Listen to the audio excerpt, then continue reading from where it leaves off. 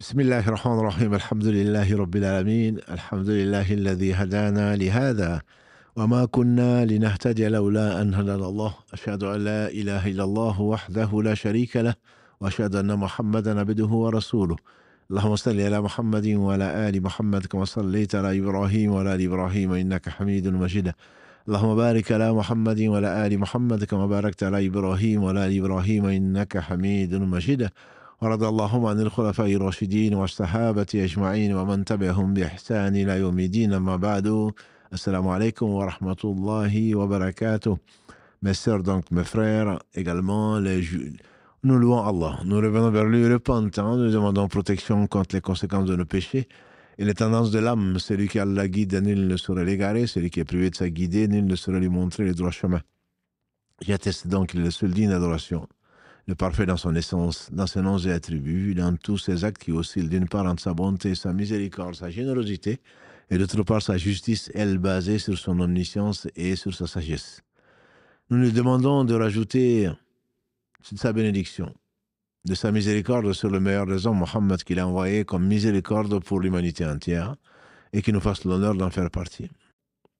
Dans quelle sourate figure le verset rendant obligatoire les ablutions avant la prière?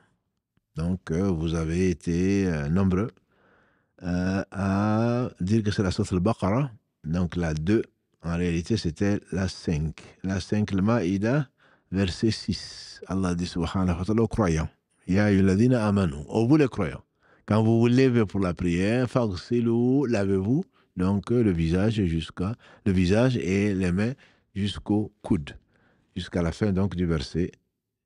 Donc c'est le verset numéro 6 de la sourate Al-Ma'ida, la table servie. Deuxième question, les ablutions permettent de laver, donc quoi? Est-ce que de tous les péchés ou est-ce que c'est permet de laver certains péchés? La réponse était, et vous avez été à 80% juste, vous avez vu juste, c'est certains péchés. Le prophète alayhi salatu salam, il a dit que celui qui fait consciencieusement plutôt, ses ablutions, donc, les membres qu'il lave, l'eau jusqu'à la dernière goutte, lave les péchés faits par ces organes-là. Donc, quand on lave la main, c'est les péchés faits par la main, et encore, bien sûr, ce sont des péchés mineurs. Ce n'est pas parce que tu as été volé ou tu as utilisé ta main pour de l'interdit que ça va les laver. Ce sont des grands péchés, et donc, ils ne sont pas concernés. Mais les péchés que tu as pu faire, donc, quand on lave le visage également, ce qui a été fait donc, par les yeux, par le nez, par la bouche, encore une fois, c'est des erreurs. Ce ne sont pas des fautes conscientes et des fautes qu'on compte parmi les grands péchés. Et comme on le fait dire à Ibn Abbas, radiallahu anhuma, ne pensez pas que les grands péchés sont au nombre de 7, c'est plus proche de 700 plutôt que de 7. Dans une version, c'est plutôt plus proche de 70. Dans tous les cas, ne négligeons pas, et c'est à cause d'un péché, un seul péché, qu'Adam a été chassé du paradis. Et c'est à cause d'un seul péché que Satan a mérité l'enfer puisqu'il a désobéi à Allah subhanahu wa ta'ala en refusant de se prosterner devant Adam. Et comme on le fait dire donc à Bilal ibn Malik également, ne voit pas la petitesse du péché. Je parle des péchés conscients, bien, qu'on fait consciemment, mais voit plutôt la grandeur de celui à qui tu désobéis. C'est vraiment un manque de pudeur que d'utiliser ce qu'Allah t'a donné, ce qu'Allah t'a confié pour lui désobéir. Qu'Allah nous préserve des mots, des conséquences des mots de nos âmes et les conséquences donc de nos péchés, et qu'Allah subhanahu wa ta'ala nous rende reconnaissants, c'est-à-dire utiliser ce qu'il nous a donné, ce qu'il nous a confié pour peu de temps, pour ce qu'il aime. Troisième question, oublier de laver le visage dans les ablutions. Est-ce que ça invalide la prière ou pas? La réponse est oui. Et vous avez été 82% à répondre oui, effectivement, puisque Allah commence par ça. Ô vous les croyants, verset 6 de la sourate 5, quand vous vous levez pour la prière, lavez-vous le visage. C'est un pilier donc, des ablutions sans lequel donc, les ablutions ne sont pas valables, donc la prière non plus n'est pas valable. Quatrième question, laver tous les membres, mais dans le désordre. Est-ce que ça invalide les ablutions ou pas? Et donc là, la réponse, vous avez été 63 quarts, 74% à dire que ça invalide. Effectivement, ça invalide. On ne peut pas commencer par les pieds et finir par les mains. Bon, les mains encore, tu me diras, tu laves les mains, finir par les bras. Non. Allah a dit, lavez-vous le visage. Il n'a pas dit de laver les pieds ou la tête. Lavez-vous le visage et les mains jusqu'au coude. Et il a dit, essuyez-vous la tête et lavez les pieds. Donc, les savants disent qu'à partir de là, si Allah avait dit, lavez-vous le visage, les mains jusqu'au coude, la tête et les pieds, on aurait pu comprendre que c'était un même ordre. Là, il a donné plusieurs ordres. Lavez-vous le visage, lavez et donc les mains jusqu'au coude, essuyez-vous la tête et lavez. Donc, il y a une suite, il y a un tartib, comme disent les Arabes, et qui oblige donc à suivre un ordre, à suivre l'ordre, au moins des actes obligatoires. Cinquièmement, si je ne lave qu'une ou deux fois les membres, qu'on doit laver 3 fois, et les ablutions sont valides, invalides, je ne sais pas.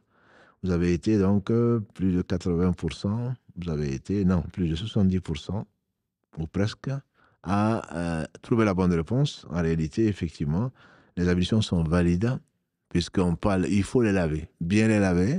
Et le prophète sallam nous a dit, attention au talon et l'enfer, ou le feu. C'est-à-dire que les parties qui ne sont pas lavées seront touchées par le feu. Par conséquent, il faut bien laver. Je n'ai pas dit de mouiller, il s'agit de laver, c'est-à-dire passer de l'eau et frotter. Donc, si en une fois, et surtout on n'a pas beaucoup d'eau, on peut le faire une fois, 2 fois ou 3 fois. La meilleure façon est bien sûr de répéter l'opération. Et le prophète sallam l'a fait 1 fois, 2 fois ou 3 fois, mais la plupart du temps 3 fois. Et donc, le fait de le faire qu'une seule fois, mais en prenant soin de bien le laver, les ablutions sont valides. 6e question, et si je sors dehors après avoir fait les ablutions sans voile, est-ce que les ablutions sont annulées? C'est ce qu'on entend parfois. Elles restent valables malgré le péché. 88%, vous avez été pour dire oui. Et effectivement, malgré le péché que j'ai fait ou que je vais faire, en me faisant admirer ou pas, en me faisant voir par des gens qui ne doivent pas me voir, les ablutions sont valables. Les ablutions sont valables. Je dois me repentir devant Allah pour le péché que j'ai fait, et notamment au travers de la prière, etc. 7e question, donc, qui n'a pas été un succès pour beaucoup d'entre vous, puisqu'il n'y a eu que 27%, 28% des gens à trouver la bonne réponse. Laver les membres, commençant par la gauche, annule les ablutions.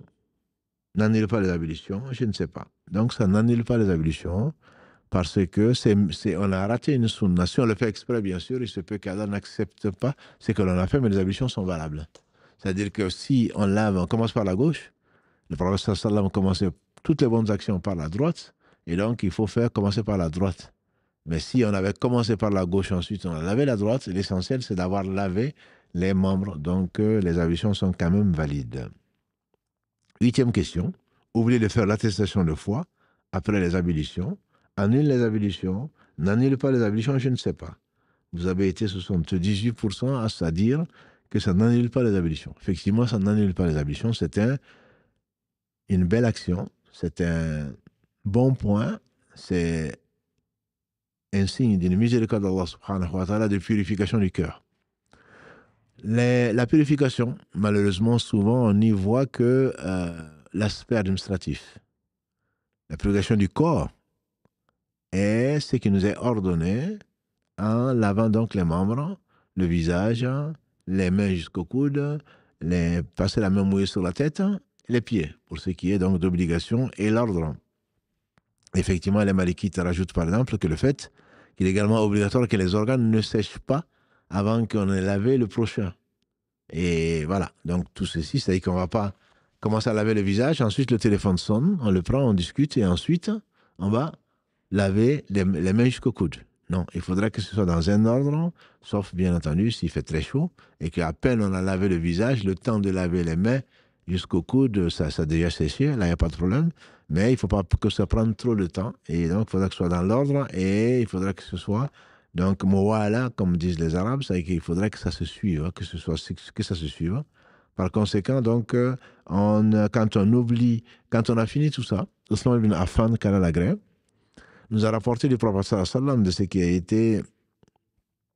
a été rapporté, consigné dans le Bukhari et Muslim. Le prophète sallallahu alayhi wa sallam a dit, celui qui fait les ablutions comme je l'ai fait. C'est-à-dire, Othman également faisait les ablutions comme l'a vu le prophète sallallahu alayhi wa sallam le faire. Il a répété le hadith, j'ai vu le prophète sallallahu alayhi wa sallam faire les ablutions. Il a dit, celui qui a fait les ablutions comme je l'ai fait.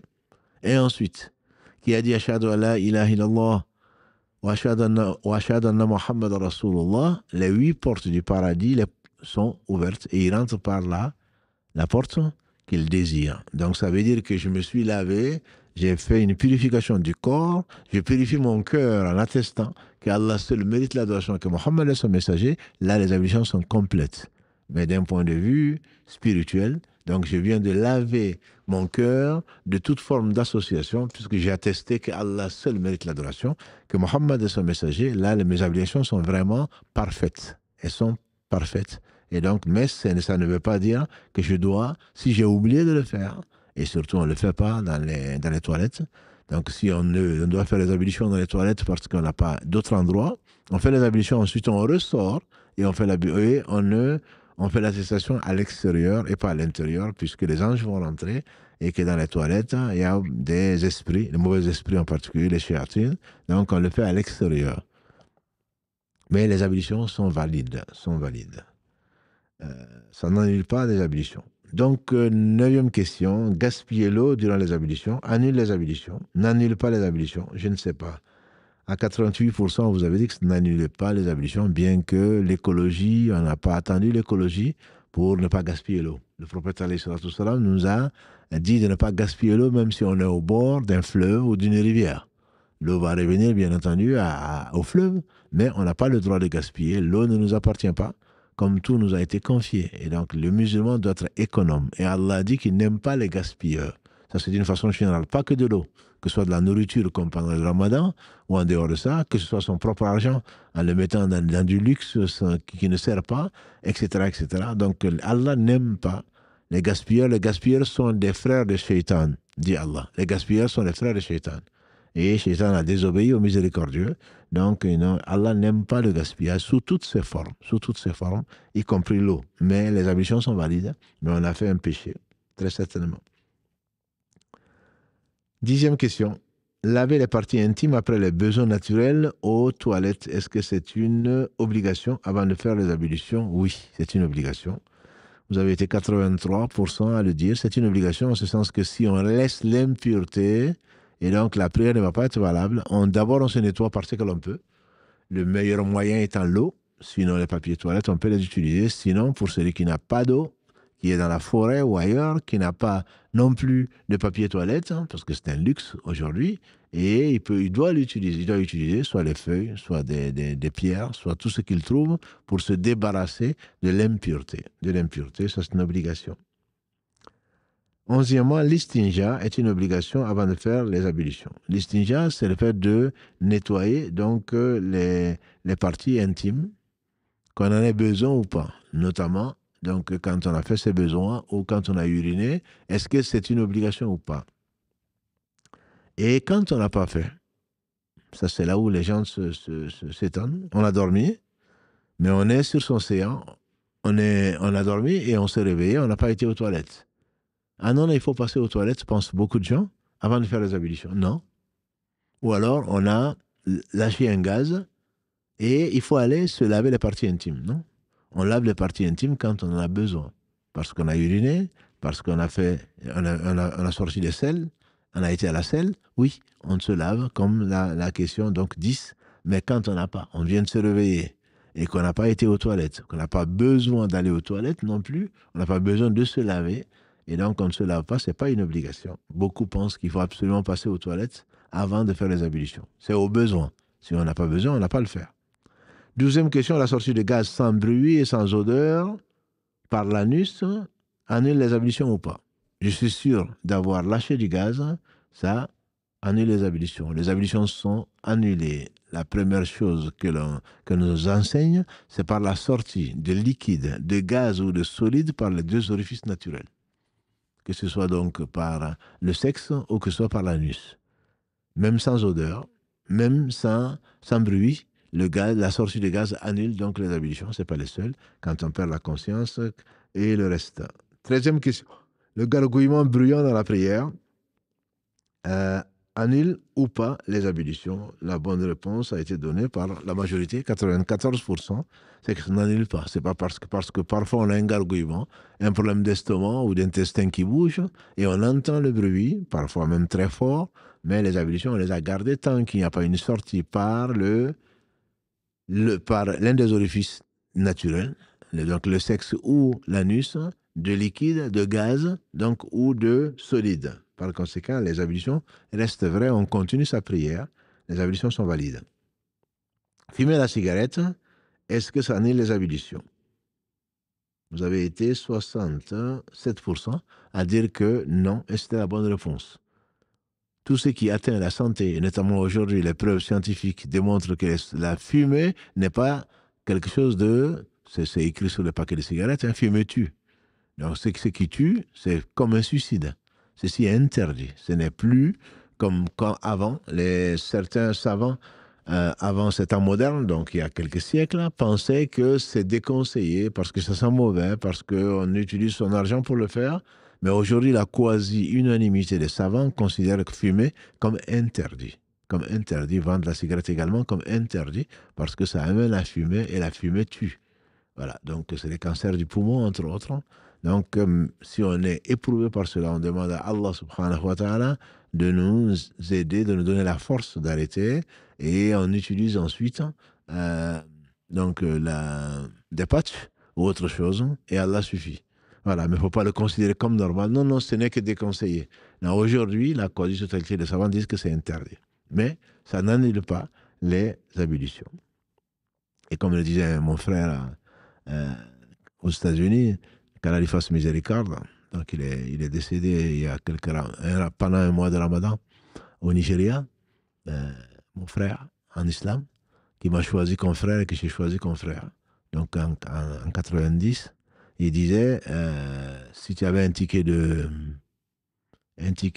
loto ou de tiercé dans ta poche, c'est que tu fais interdit, bien entendu. Mais tu pries avec, ta prière est quand même valide. Je n'ai pas dit qu'elle est valable. Enfin, je n'ai pas dit qu'elle est acceptée. Allah n'accepte que les pieux. Mais ta prière est valable. Elle est valide. Donc, ce n'est pas parce que tu as quelque chose qui ne t'appartient pas, que tu as volé, que tu as prié avec, que ta prière est invalide. C'est deux choses différentes. Tu as un péché, tu as commis un péché et quelques péchés, mais tu as fait également une adoration. Donc, tu t'es acquitté d'une obligation, même si l'esprit n'est pas là.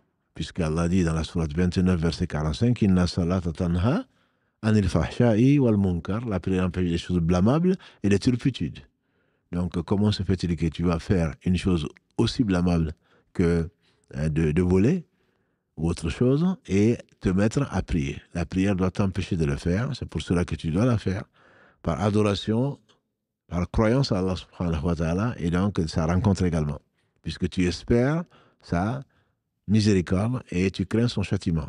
Et malgré ça, tu le désobéis ouvertement et tu fais ta prière. Ça n'a pas de sens, mais ta prière est valide, peut-être pas acceptée. Mais ça, c'est Allah seul qui accepte ou pas. Question donc 15. La perte de connaissance, est-ce qu'elle invalide la prière ou pas? La prière, les ablutions sont nulles, effectivement, par la perte de connaissance. C'est l'un des annulatifs donc des ablutions. Quand on perd la connaissance, soit par le sommeil, je ne parle pas de la somnolence. La différence, disent les savants, souvent pour l'expliquer, ils disent que le sommeil, c'est là où tu sais plus ce que tu as fait, tu rêves ou pas, mais tu n'es pas de ce monde-là. Allahu yatawaffal anfusa hina mawtiha wallati lam tamut fi manamiha. Allah dit dans la sourate 39, Allah reprend les âmes au moment de leur sommeil et au moment de leur mort, et celles qui ne meurent pas pendant son sommeil. Donc l'âme n'est pas là. Par contre, la somnolence, c'est que tu entends, mais tu ne comprends pas. Tu entends ce que les gens disent, tu es couché, si les gens causent à côté, tu sais qu'ils causent, tu ne dors pas profondément, comme on dirait. Et si tu es sur ton séant, Tu n'as pas lâché de gaz, tu es conscient parce que tu aurais lâché le gaz, tu l'aurais su. À la limite, si c'est comme pendant le vendredi ou à la mosquée, où quand il fait chaud, les gens sont assis en attendant l'imam ou autre chose, il se peut qu'ils somnolent. Mais quand on se met à ronfler, comme on entend parfois dans les mosquées, il faudrait aller refaire donc, les ablutions. Mais sinon, on peut prier parce qu'on a somnolé et on n'a pas vraiment dormi. Question numéro 16. L'écoulement même minime de sang d'une plaie ouverte annule les ablutions, n'annule pas les ablutions. Donc, encore une fois, on est dans le fiqh, donc on a la jurisprudence, il y a différents avis. Il y a différents avis. Là, je parle de l'avis majoritaire des savants, notamment des savants malikites. Ça n'annule pas les ablutions. Ça n'annule pas les ablutions. On peut trouver chez Abu Hanifa ou chez l'imam Ahmed des avis contraires, mais très subtils, dont on a parlé avec Si Mohammed samedi. Mais l'avis majoritaire, c'est que ça n'annule pas le sang, la sortie de sang, n'annule pas les ablutions. Et on a vu les compagnons du prophète sallallahu alayhi wa sallam saigner, mais vraiment saigner, recevoir des coups qui ont causé l'écoulement carrément de sang, ne pas refaire les ablutions et prier avec. 17e question, je fais les ablutions avant la fin de la prière. Je la finis et ne la recommence pas, puisque j'étais presque au tashahhud. J'arrête la prière, refais les ablutions et la finis. J'avais fait 3 rakas, je vais aller faire les ablutions, je reviens, je fais qu'une seule raka. J'arrête la prière, je refais les ablutions et la recommence. Et je vous félicite, 82%. Vous avez répondu effectivement que j'arrête la prière, je refais les ablutions. Puisque je suis sorti de la prière, je refais les ablutions. Ce n'est pas comme le tawaf.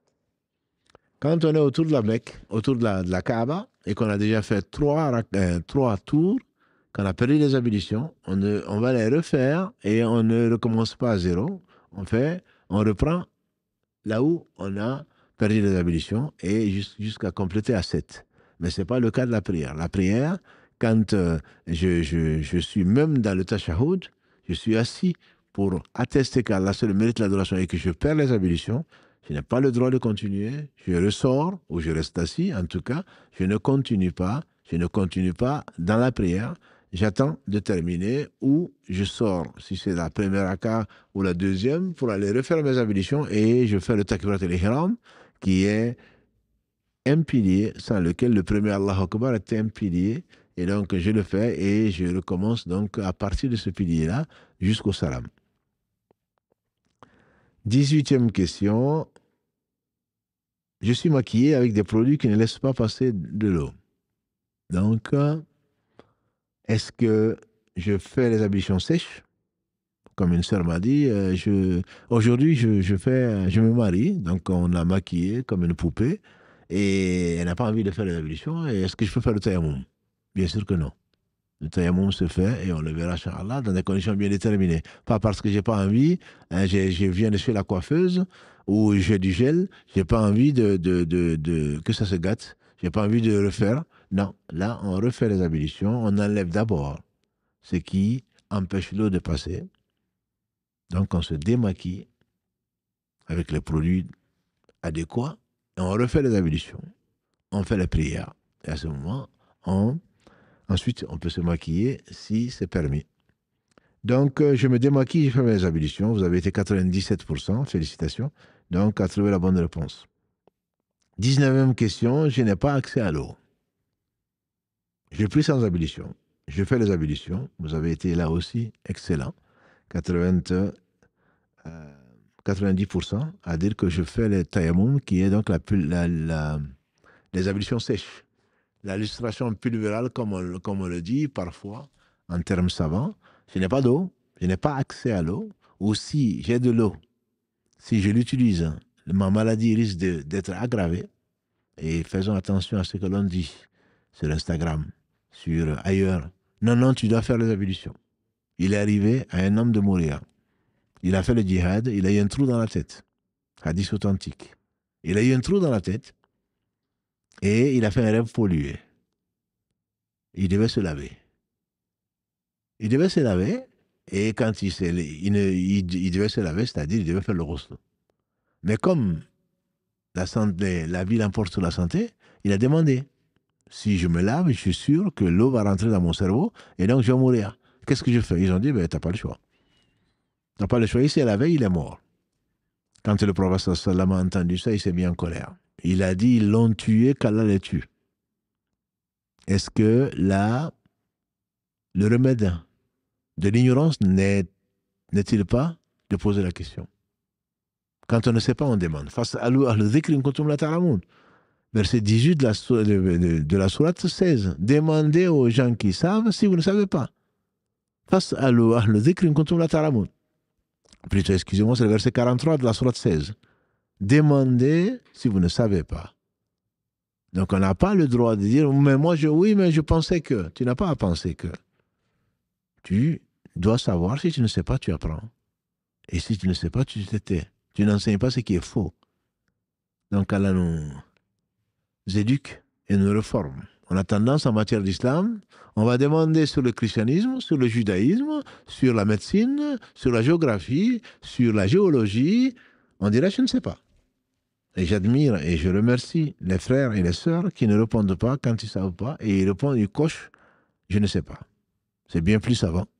À l'exemple de l'imam Malik qui n'a répondu, on dit, qu'à 4 questions sur 40. Pourtant, c'était le plus grand imam de son temps et du Hijaz, de l'Arabie de l'époque. Il ne répondait pas parce qu'il ne sait pas. Celui qui craint Allah ne doit pas répondre en pensant que. On peut répondre en étant sûr de sa réponse et on peut se tromper. Ça, c'est autre chose. Mais je pense que, non. Il n'y a pas je pense que. Donc ici, on fait le tayammum. Donc celui qui n'a pas accès à l'eau, parce qu'il n'y a pas d'eau, ou il y a très peu d'eau, il n'a qu'une bouteille, il est dans le désert, mais il va le garder pour étancher sa soif. Ou s'il l'utilise, sa maladie va s'aggraver. Alors Allah lui permet, il en parle d'ailleurs dans ce même verset de la sourate 5, le verset 6, celui qui revient d'étoiles du lieu d'aisance ou qui a touché une femme, c'est-à-dire ce qui est des relations conjugales avec son épouse, et qui ne trouve pas d'eau, qu'il fasse le tayammum, c'est-à-dire la lustration pluvérale, qui a 3 piliers, l'intention de se purifier, deuxièmement de toucher soit du sable, soit de la pierre, soit ce qui ressort de la terre, de le passer sur le visage et sur les mains. Après, la sunna veut qu'on le fasse en deux étapes. La première fois de taper sur le sable et de passer sur le visage, à nouveau de le faire et de le passer sur les mains et jusqu'au coude pour les malikis pour éviter les divergences. Donc ça c'est possible. Et ça tord le cou à l'idée que ceux qui pensent que l'islam et les ablutions c'est pour l'hygiène. Là c'est pas pour l'hygiène. On se salit plutôt avec la terre. Donc il faut respecter ce que Allah a décrété subhanahu wa ta'ala pour notre bien. Et donc, ne pensons pas qu'à l'aspect scientifique. Malheureusement, beaucoup d'entre nous pensent qu'à la science et disent que tout est raisonnable. Tout ce qu'Allah décrit, ordonne, est la meilleure des choses. Que tu comprennes ou que tu ne comprennes pas. Mais tu n'es pas obligé de comprendre pour l'appliquer. Parce que là, certainement, tu ne feras pas de tayammum, puisque ça va te salir plutôt que, si tu suis ta raison, plutôt que de te purifier, entre guillemets, matériellement parlant. La 20e et dernière question, je n'ai pas mes ablutions et crains de rater la prière en groupe. Ceci vous étonne, n'est-ce pas? Que ce soit une question. 80% vous avez répondu que je fais mes ablutions. C'est-à-dire je rate la prière en groupe parce que ce n'est pas une obligation. Alors que les ablutions, quand il y a de l'eau, quand il y a accès à l'eau, c'est une obligation. Sinon ta prière n'est pas valable. Quand tu viens à la Jumu'ah, ou quand tu es arrivé, tu as perdu les ablutions, mais tu trouves les gens à la mosquée, les orants en train de prier, et c'est la dernière raka. Parce que tu as peur de rater la dernière raka tu as peur de rater une récompense, mais tu veux faire 27, et donc tu vas faire les ablutions rapidement et rejoindre le rang. Ta prière est invalide. Parce que tu as accès à l'eau et tu dois le faire. Tu as quitté chez toi, tu es arrivé, et finalement, à la mosquée, et tu t'es rendu compte que tu dois faire le ghusl. Tu as oublié de le faire le ghusl, et donc tu vas faire le tayammum pour prier. Non, ta prière est invalide, parce que ce n'est pas une obligation. Et par contre, si tu n'as pas d'eau, et que l'heure de prière va sortir, tu te dois de faire le tayammum. C'est une permission qu'Allah te donne, et ce n'est pas à toi de vouloir changer donc les pratiques cultuelles de l'islam.